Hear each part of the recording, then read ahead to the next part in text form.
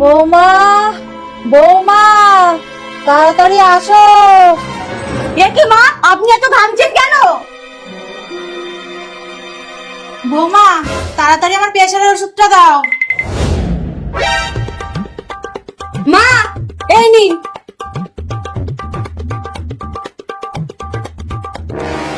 মা, এখন কেমন লাগছে? এখন একটু ভালো। বৌমা, মনে হয় আমি আর বেশি দিন বাঁচবো না। মা, আর কখনো এসব কথা বলবেন না, কেননা যেই কাজ করার আগে মুখে বলবেন দেখবে সেই কাজ আর হবেই না। সেটা ঠিক বলে। তোমার ননদিনীকে ফোন করে একটু ডাকো না, ওকে খুব দেখতে ইচ্ছে করছে। ডাকছি। হ্যালো ননদিনী।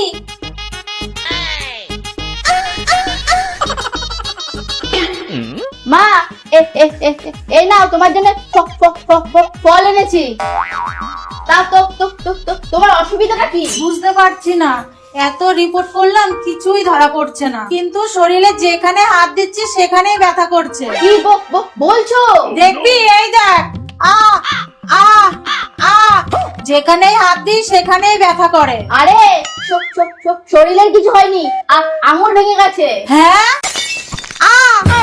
পুরোনো যুগের মানুষ পুরোনো যুগের মতোই থেকে যাবা। সে তো বুঝলাম, কিন্তু মায়ের জন্য সব মাটির নকল ফল এনেছো কেন? তুমি যেভাবে ফোনে বললা, আমি ভাবলাম এক্ষুনি টপকে যাবে আর খেতেই পারবে না।